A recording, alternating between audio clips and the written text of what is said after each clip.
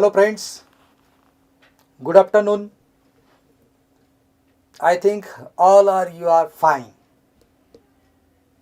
and study is going on. अभ्यास चालू आहे. Very good. अभ्यास चालूच राहिला पाहिजे. कारण शाळा तर बंद आहे. अभ्यास तर चालू राहिलाच पाहिजे. Okay. In our last lecture we have seen that in the story of journey to the west, what we have done?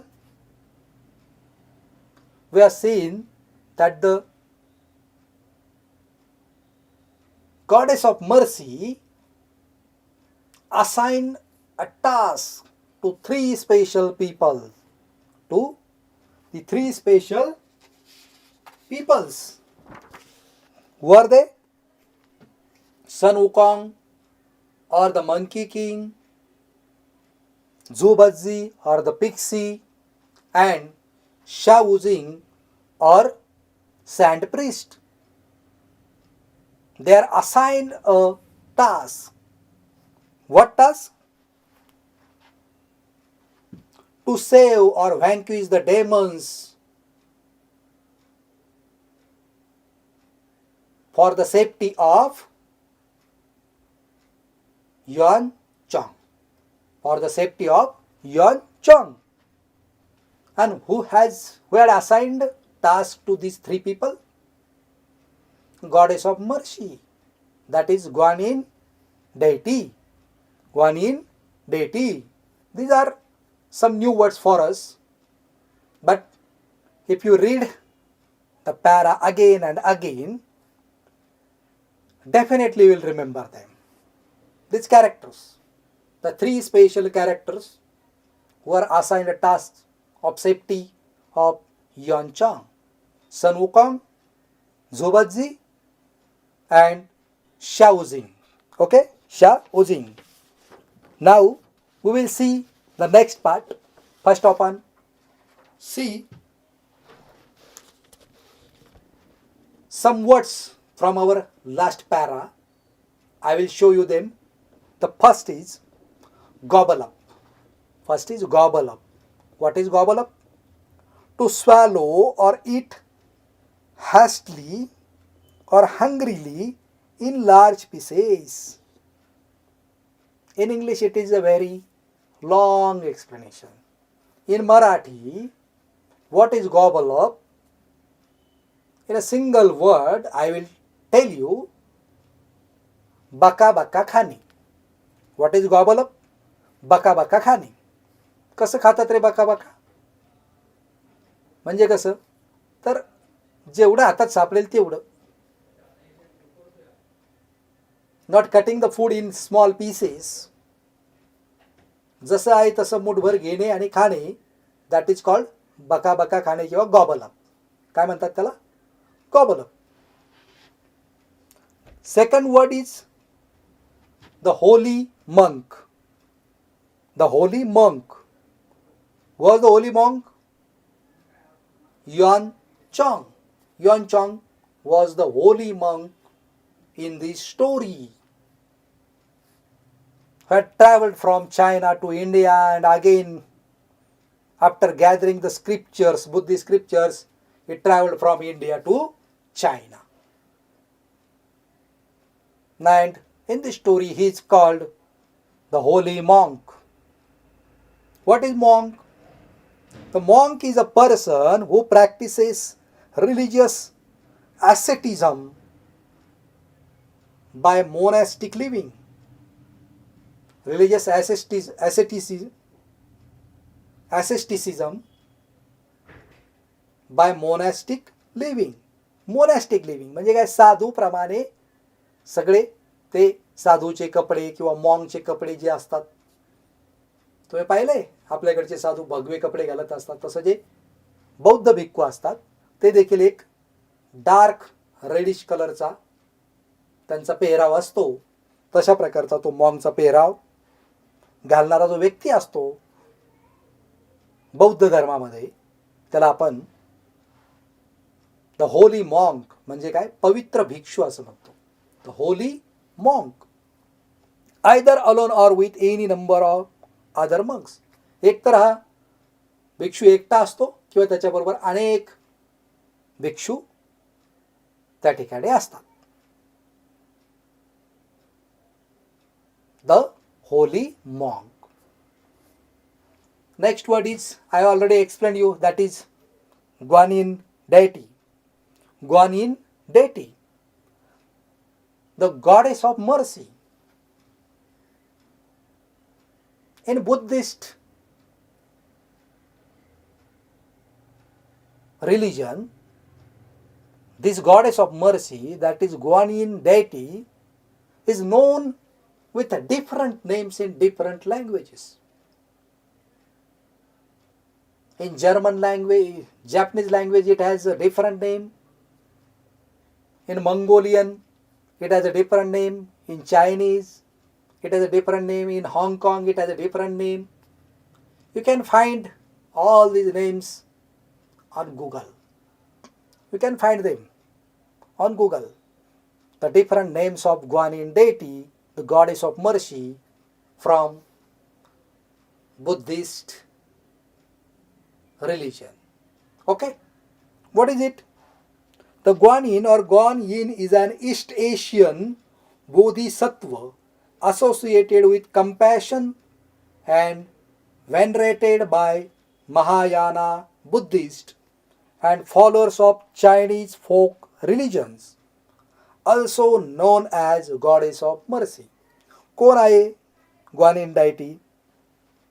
तर पूर्व आशियामध्ये जे बोधिसत्व आहे, बौद्ध धर्मातलं बोधिसत्व, त्याच्याबरोबर ही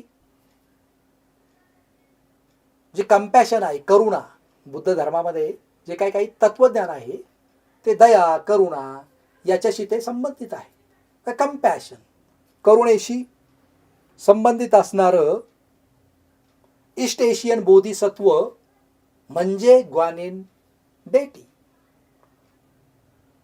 तसेच it is venerated by Mahayana Buddhist.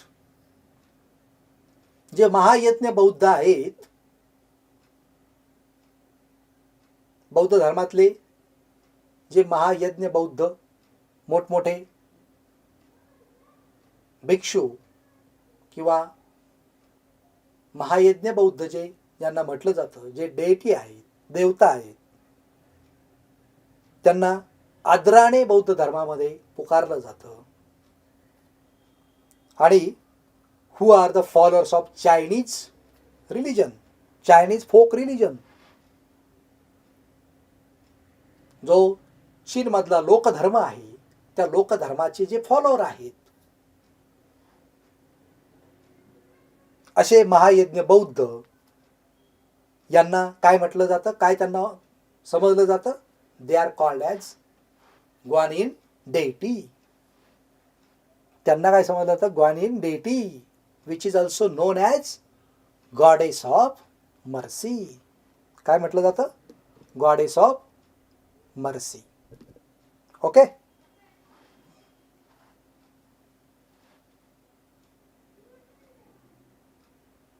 Mahayana बौद्ध, महाज्ञान, महायज्ञ बौद्ध जे आहे हे काय आहे?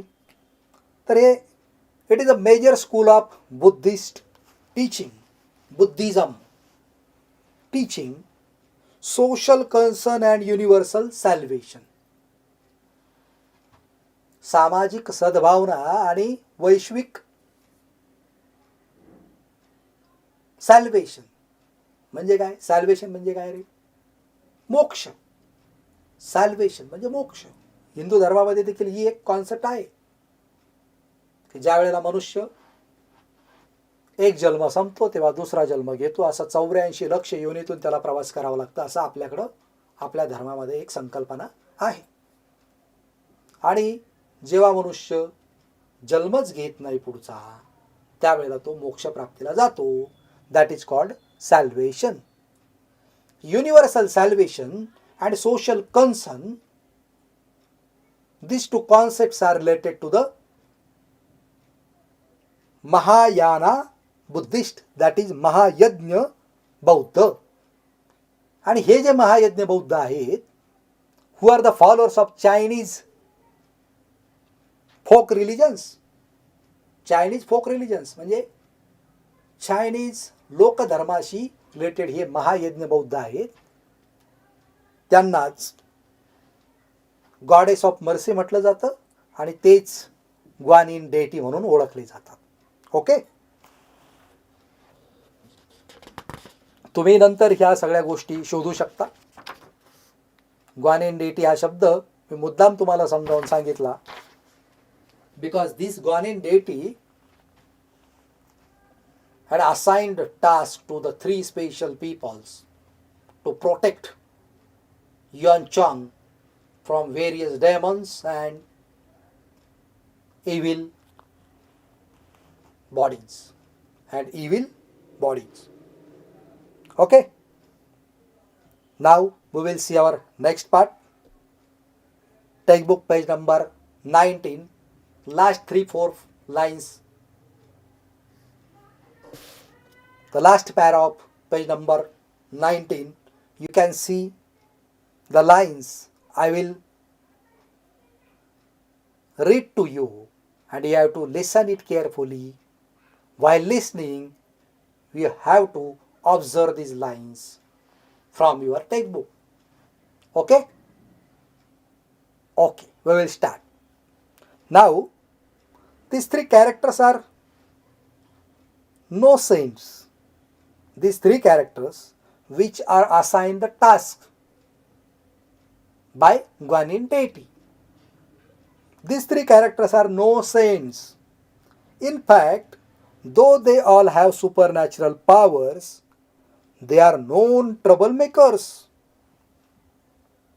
हे जे तीन कॅरेक्टर वन चॉंगच्या सुरक्षिततेसाठी अनेक डेमॉन्स पासून त्याचं रक्षण करण्यासाठी ज्यांच्यावरती दयेच्या देवतेनं, goddess of mercy, that is Guanyin deity, Guanyin देवतेनं या ज्या तीन लोकांवरती जबाबदारी टाकली होती, युआन चॉंगची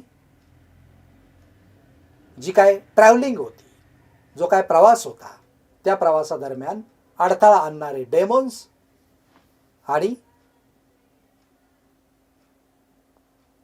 इव्हिल बॉडीज, काय दुष्ट लोक होते, जे काय राक्षस होते, त्या सगळ्यांपासून रक्षण करण्यासाठी या तीन लोकांची ज्यांची निवड केली होती ते काय संत नव्हते. They are no saints. In fact खरं तर जरी they all have supernatural powers, they are known trouble makers, जरी त्यांच्याकडं दैवी शक्ती या तीनही कॅरेक्टरमध्ये होती, सन वुकॉंग, झुबत्झी आणि सँड प्रिस्ट, बरोबर, या सगळ्यांमध्ये जरी सुपरनॅचरल पॉवर होती, दैवी शक्ती होती, तरी देखील ते कशासाठी ओळखले जात होते? कशासाठी? Trouble makers. काय होते ते? Trouble makers. उपद्रवी होते ते, जरी त्यांच्यामध्ये दैवी शक्ती होती तरी. मग यांच्यावरती गॉडेस ऑफ मर्सीनं युआन चॉंगचं प्रोटेक्शन, संरक्षण करण्याची जबाबदारी का सोपवली असेल? तर बघा, so the gods have thrown them out of heaven. हे ट्रबल मेकर्स होते, जरी त्यांच्यामध्ये सुपरनॅचरल पॉवर होती तरी, दैवी शक्ती असूनही उपद्रवी तिघही होते. उपद्रव मूल्य त्यांच्यामध्ये भरपूर होतं, ते लोकांना त्रास द्यायचे, म्हणून त्यांना हेवनमधून देवतांनी काय केलं होतं? बाहेर फेकलं होतं. काय केलं होतं? The gods have thrown them out of heaven. स्वर्गाच्या बाहेर त्यांना हाकलून दिलेलं होतं, त्यांना फेकून दिलेलं होतं देवतांनी. कशामुळं? Because though they are all have supernatural powers, they are known trouble makers. Trouble making हे त्यांची हॅबिट होती, लोकांना उपद्रव करणे त्यांची सवय होती. त्या सवयीमुळे देवांनी त्यांना स्वर्गामधून बाहेर हाकललं होतं. पुढं, however the kind deity Guanyin has offered each of them one more chance. Now look on page number 20. Textbook page number 20. However, the kind deity Guanyin has offered each of them one more chance. आणि या स्वर्गामधून त्यांना बाहेर फेकल्यामुळं त्यांना एक संधी goddess of मर्सीनं, Guanyin देवतेनं, दयेच्या देवतेनं त्यांना एक संधी त्यांना ऑफर केलेली होती. काय होती ती संधी? If you help the holy monk in its pilgrimage to India, if you use your powers for this good work, then you may return to heaven. त्यांना संधी दिली, परंतु अट काय होती? दयेच्या देवतेनं या सगळ्यांना हेवन मधून बाहेर देवतांनी हाकलून दिल्यानंतर परत येण्याची एक संधी दिली, परंतु अट ठेवली. काय अट होती? की हा जो होली मॉन्क आहे युआन चॉंग, याच्या प्रवासाच्या दरम्यान तुम्ही तुमच्या सुपर नॅचरल पॉवर, ट्रबल मेकिंगची पॉवर नव्हे, सुपर नॅचरल पॉवरचा उपयोग तुम्ही जर त्या होली मॉन्कच्या संरक्षणासाठी, म्हणजे चांगल्या कामासाठी, तुमची चांगली शक्ती, वाईट शक्ती नव्हे, चांगली शक्ती जर तुम्ही वापरली, तर तुम्हाला हेवनमध्ये परत येण्याची एक संधी गॉडेस ऑफ मर्सीनं, ग्वानिन देवतेनं, दयेच्या देवतेनं त्यांना एक संधी दिली. या तीनही स्पेशल पर्सनला. Okay, that is why the three characters have agreed to be Yuan Chwang's disciples and to help Yuan Chwang in his difficult journey. आणि म्हणून या हेवनमधून त्यांना बाहेर टाकल्यामुळं परत हेवनमध्ये, स्वर्गामध्ये प्रवेश मिळवण्यासाठी या तीनही कॅरेक्टर्सनं जी काय टास्क त्यांना असाइन केलं होतं दयेच्या देवतेनं, ते त्यांनी स्वीकारलं. कोणतं टास्क होतं ते? तर युआन चॉंगचे शिष्य म्हणून त्यांनी युआन चॉंगला त्याच्या या खडतर प्रवासामध्ये मदत करण्याचं टास्क, त्याचं संरक्षण करण्याचं टास्क या तीनही व्यक्तींनी, मंकी किंग, पिक्सी आणि सँड प्रिस्ट, या तिघांनी देखील हे जे काम होतं ते काम त्यांनी स्वीकारलं. कशासाठी? तर त्यांना परत एकदा स्वर्गामध्ये जाण्याची संधी त्या कामामुळं मिळणार होती. By using their super natural powers for good reason, not their trouble making powers for bad reason. Okay, लक्षात येत आहे तुमच्या? Good. And sure enough they have many thrilling, exciting and sometimes humorous adventures on the way to the Holy Land, India. आणि जेव्हा हा प्रवास सुरू झाला युआन चॉंगचा, तेव्हा त्या प्रवासामध्ये या तिघांनाही अनेक थ्रिलिंग, थरारक, एक्साइटिंग, शोभक, थरारक, शोभक and sometimes humorous adventures, अनेक गमतीशीर, धाडस, साहस त्यांना या प्रवासामध्ये, travelling to holy land, which was holy land for Yuan Chwang. India was the holy land for Yuan Chwang because he would like to gather some holy scriptures, Buddhist scriptures from India, and he would like to take them to China.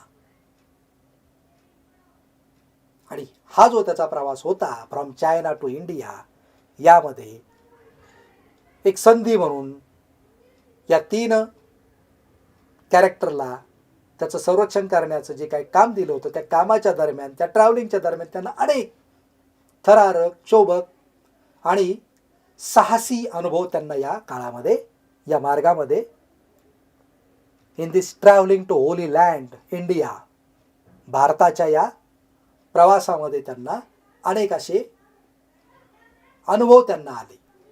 काय ते अनुभव होते? Journey to the वेस्टमध्ये हे सगळे दिलेले आहे. आपण we are learning a piece of journey to the west. एक त्याचा छोटासा पार्ट आपण, एक छोटासा भाग आपण आपल्या ह्या लेसनमध्ये जर्नी टू द वेस्ट या इपिक नॉवेलचा आपण शिकतोय. Now see that one question is given to you. Find the word from the passage that mean a person who causes difficulties. And the three options are given to you. That is troublemaker, guanyin and humorous. Which word is suitable or synonym to the a person who causes difficulties? व्यक्ती की जो इतरांना काय करतो? अडथळे आणतो. I just explain you. The person who causes difficulties to others is called troublemaker. You can see the answer is troublemaker. What is troublemaker? Person who causes the difficulties to others is called troublemaker. This is the explanation of troublemaker, synonym to troublemaker. Next part on page number 20. Look in your textbook. Next para. The most powerful among the three disciples is Sun Wukong. Everything about him is extraordinary. हे जे तीन व्यक्ती होते, सन वुकॉंग त्यापैकी एक होता. Yuan चॉंगच्या प्रवासात मदत करणारे आणि दयेचे देवतेनं ज्यांना या कामासाठी निवडलं होतं, एक संधी त्यांना दिली होती. या तीन पैकी सन वुकॉंग जो होता, हा जो डिसिपल होता yuan चॉंगचा, he was the most powerful among the three. त्या तिघांपैकी सन वुकॉंग अत्यंत शक्तिशाली होता, एक्स्ट्राऑर्डिनरी होता, असामान्य पॉवर त्याच्यामध्ये होत्या. He was born when winds blew over a huge stone egg on the flower fruit mountain. म्हणजे flower fruit mountain. What is flower fruit mountain? पुष्प फूल पर्वतावरील एक दगडी अंड होतं. Now these are all folk tales in Chinese language. What are they? Just I have explained you earlier. These all are the folk tales in Chinese religion किंवा Chinese religious literature. या ज्या फोक टेल्स या प्रवासादरम्यान आपल्याला ऐकायला मिळतात, त्याच्यापैकी सन Wukong जो एक powerful out of the three persons, three disciples of Yuan Chong, Sun Wukong was an extraordinary personality. He was born when winds blew over a huge stone egg on the flower fruit mountain. म्हणजे पुष्पफूल पर्वतावरील दगडी अंड्यावरून जेव्हा वारे वाहत होते, त्यावेळेला या सन वुकॉंगचा जन्म झाला. Sun Wukong means he is called also the monkey king, वानरांचा राजा असं देखील त्याला नाव आहे. सन वुकॉंग और the monkey king who was the strongest powerful personality out of three disciples of Yuan Chong. He is able to transform himself in 72 different ways. तो स्वतःला किंवा स्वतःमध्ये 72 प्रकारे वेगवेगळ्या कॅरेक्टरमध्ये, वेगवेगळ्या स्थितीमध्ये तो स्वतःला ट्रान्सफॉर्म करू शकत होता. It was his powerful or it was his power, supernatural power. 72 प्रकारे तो स्वतःला वेगवेगळ्या फॉर्ममध्ये, वेगवेगळ्या वस्तूमध्ये किंवा वेगवेगळ्या व्यक्तींमध्ये स्वतःला तो काय करू शकत होता, बदलवू शकत होता. किती प्रकारे? 72, 72 kind. Not only that, but he can also transform each of his hair strand into any living or non-living thing of his choice. एवढंच नव्हे तर तो त्याच्या प्रत्येक केस जो असायचा त्या प्रत्येक केसाचं रूपांतर तो कुठल्याही लिव्हिंग और नॉन लिव्हिंग म्हणजे सजीव किंवा निर्जीव कुठल्याही फॉर्ममध्ये तो त्याच्या प्रत्येक केसाचं रूपांतरण करू शकत होता. What a super natural power. कसली दैवी शक्ती त्याच्याकडे होती, जादुई पॉवर त्याच्याकडे होती. His as you wish gold banded causal is also magical. त्याच्याकडे एक सोन्याचा पट्टा असलेला इच्छाधारी सोटा होता. एक जशी गदा असते किंवा एका लाकडी दांडा असतो तसा तो सोटा, कज्जल. ओके. आणि तो कसा होता? It has a magical power. It was also magical. काय करायचं तो त्या गोल्ड बँडेड कजलनं आणि as you wish gold banded cudgel, इच्छाधारी, जी इच्छा व्यक्त केली जाईल तसं. काय करायचा तो? It can grow as big as a pillar supporting the sky but at the other times it becomes as tiny as a needle. तो जो सोटा होता तो आकाशाला सुद्धा आधार देईल एवढा मोठा स्तंभ त्याच्यापासून सन उकॉंग बनवायचा. त्या सोट्यापासून सोन्याचा पट्टा असलेला तो इच्छाधारी लाकडी दांडा किंवा तो सोटा, त्याचं रूपांतरण तो आकाशाला सुद्धा पिल्लर त्याचा तयार होईल. आकाशाला तो आधार देईल एवढा स्तंभ त्याचा बनवायचा आणि दुसऱ्या बाजूला सुई एवढाही त्याचा आकार तो बनवायचा. As tiny as needle and as big as the pillar supporting the sky. You can see that in this para there are two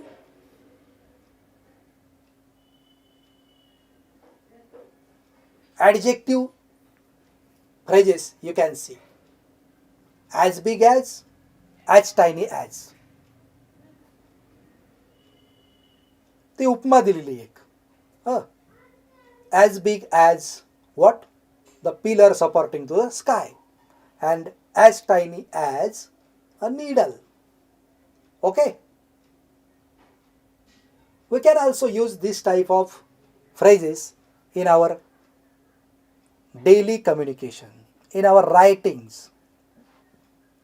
अशा प्रकारचे शब्द जर आपण लक्षात ठेवले एखाद्या गोष्टीचं वर्णन करण्यासाठी, just like as soft as cotton, as white as snow. बर्फ किती पांढरा शुभ्र असतो. as white as snow. We can say that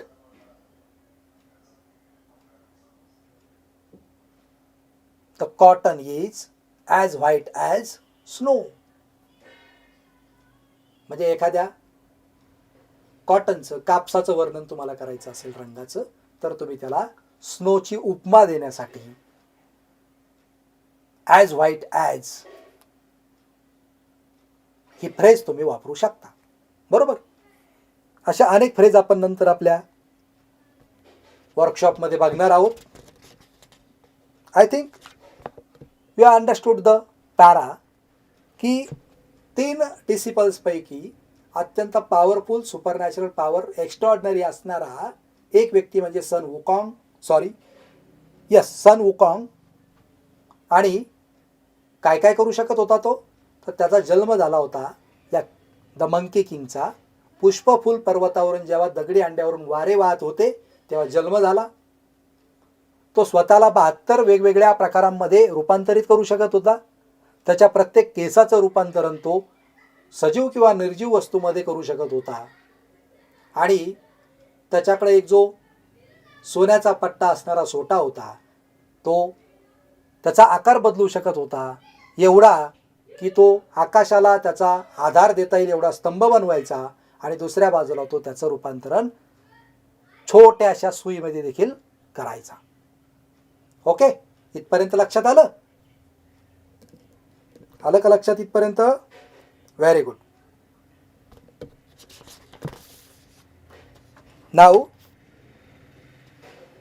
आतापर्यंत जे आपण शिकलो, जे 3 कॅरेक्टर मी तुम्हाला सांगितले, ते 3 कॅरेक्टरचे पॅरलल नेम, त्यांचे जे काय निकनेम होते, त्या निकनेम तुमच्या लक्षात आहेत का ते एकदा चेक करा. I will show you the question. Let's see. The first question is, who is the most powerful among the 3 disciples of Yuan Chang? Just I have explained to you that who is the most powerful among the 3 disciples of Yuan Chang? And the answer is what? Sun Wukong, the Monkey King. Okay? Have you remember? Okay, very good. For this lecture, I think this is sufficient. In our next lecture, we will see the next part of the lesson. Okay? For today, we will stop here. In our next lecture, we will see the next part of the story. Okay? This is a big story and the name of the characters in this story are different because these characters are from China. They are not familiar with us. The terms in this story are also not familiar to us. That is why I am explaining the story very slowly, because once you learned or understood the story, you will not forget the story in your life. Okay? Then we will stop today, and in your next lecture I will explain you the next story. Okay? Bye then.